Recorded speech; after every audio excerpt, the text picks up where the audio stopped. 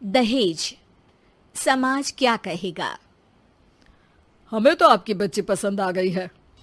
हमारे लड़के की कद काठी के हिसाब से देखे तो दोनों की जोड़ी बहुत अच्छी लगेगी। जैसा आप सही समझे। बेटा योगेश, तुम दोनों को अगर टाइम चाहिए तो आपस में अकेले में कुछ बात कर सकते हो। हम बाहर चले जाते हैं। जी पिताजी, जैसा आप कहें। योगेश और सविता को अकेले वक्त देकर सब वहां से चले जाते हैं। चाय कैसी लगी? चाय भी अच्छी लगी और आप भी। सच में? हाँ, मैंने तो फोटो देख के ही हाँ बोल दिया था। मुझे भी आप अच्छे लगे। आपको कुछ पूछना हो तो पूछ लीजिए, जैसे खाना बनाना आता है या नहीं, घर के क्या क्या काम कर लेती हूँ, वगैरह वगैरह। वो तो मेरी माँ आपकी माता जी से पूछ ही लेंगी। वो मेरा डिपार्टमेंट नहीं है। इधर योगेश और सविता जिंदगी भर का साथ जोड़ने की बात कर रहे थे। उधर सविता के पापा योगेश के पिताजी के सामने हाथ जोड़ के खड़े थे। देखिए, हमारा बेटा पढ़ा लिखा है, अच्छी नौकरी करता है। उसमें जितना पैसा लगा है कम से कम उतना तो मिलना चाहिए ना। 10 लाख से कम में तो नहीं हो पाएगा। बेटी हमारी बहुत होनहार है और 7 लाख भी तो कम नहीं होते हैं ना जी।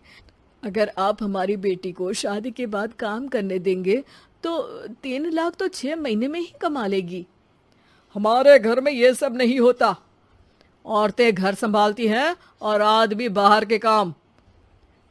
जरा मेरी बात तो समझिए। एक कार देने के बाद 10 लाख रुपए नगद देने में हमारी कमर टूट जाएगी।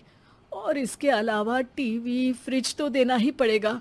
शादी की तैयारियां, मेहमानों की पूछ परख, बारातियों का स्वागत। बेटी की शादी में बाप पर बहुत दबाव होता है जी। देखिए, हमारा बेटा कोई दुकान में रखी चीज नहीं है जिसके ऊपर हम भाव ताव कर सके और आप उसे कम दाम में खरीद लेंगे।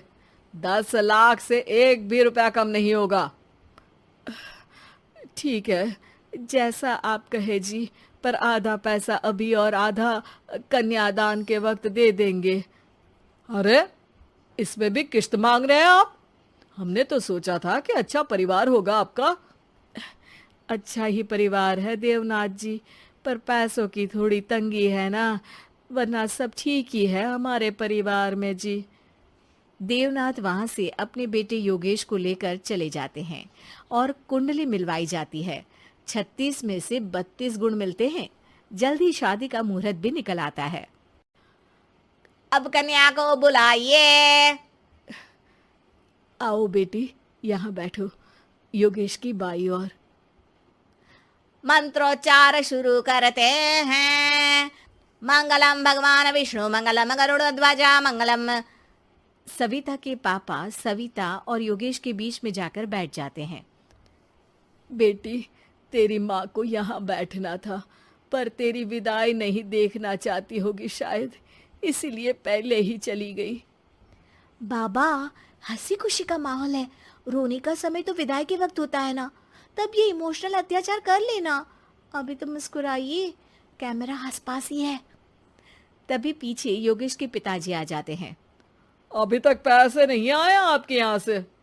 उठा लूं क्या बेटे को? आते ही होंगे, मैंने अपने छोटे भाई को व्यवस्था करने के लिए कह दिया था। अरे तो जल्दी कराइए ना, वरना देर हो जाएगी। समझ रहे हो ना आप? योगेश और सविता दोनों एक दूसरे की तरफ देखते हैं। सविता चाहती है कि योगेश कुछ बोले, पर योगेश अपना मुंह दूसरी तरफ फेर लेता है। पापा, कितने पैसे की बात की है आपने? अरे बेटी, तुझे इससे क्या मतलब? मेरी डील की है ना, तो मुझे तो पता ही होना चाहिए। कन्यादान की विधि शुरू करेंगे। तभी योगेश के पिता वापस वहां आ जाते हैं। पैसे देते हैं या बेटे को उठवा लूं? मैं आपके हाथ जोड़ता हूँ जी, थोड़ा सा इंतजार कर लीजिए। देवनाथ वहां से चले जाते हैं। तुम अपने पिताजी से कुछ कहते क्यों नहीं? उनके सामने कोई आवाज नहीं उठाता। ऐसा नहीं है, कोई तो उठाएगा ही। तभी वहां सविता के चाचा एक बैग लेकर आते हैं और सविता के पापा को देते हुए कहते हैं, 9 लाख ही हुए। आत्माराम इशारा करके योगेश के पिता को वहां बुलाते हैं। क्या? सिर्फ 9 लाख? बाकी 1 लाख कहाँ है? नहीं हो पाए जी, शादी के बाद कर देंगे। अरे आप बात से पलट रहे हैं। जल्दी से अभी के अभी पूरे पैसे लाइए, वरना बेटे को उठाऊं क्या? देखिए मैं आपके पाँव पड़ता हूँ। रुक जाइए पापा, रिश्ते हाथ पकड़कर जोड़े जाते हैं, पांव पकड़कर नहीं। बेटी तू चुप रह। नहीं, ये कब से बस कह ही रहे हैं कि उठवा लूं, पर कोई उठ ही नहीं रहा। लो, मैं ही उठ जाती हूँ। बेटा, अपशगुन हुआ। दहेज लेना सबसे बड़ा अपशगुन है, पाप है, पाखंड है। और योगेश, तुम्हें मैं पसंद हूँ तो कुछ बोलते क्यों नहीं? और तुम्हारे पिताजी, अरे देवनाथ जी, आपके नाम में ही बस देव है, काम तो आपके असुरों जैसे हैं। पर गलती आपकी नहीं, गलती मेरे पिताजी की है, जो आप जैसे लोगों को घर की दहलीज भी चढ़ने देते हैं। लेकिन एक बात साफ है, मैं आपके घर की दहलीज कभी नहीं चढ़ूंगी। अरे बेटा, समाज क्या कहेगा? यही कहेगा कि सविता के भीतर की माँ दुर्गा जाग गई थी, जिसने पापा के खिलाफ, गलत के खिलाफ आवाज उठाई।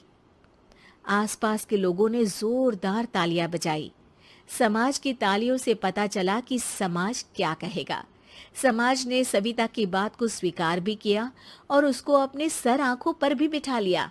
सविता के पिता में हिम्मत जागी और उन्होंने कहा, देवनाथ जी, आप कह रहे थे ना बेटे को उठा लूं क्या?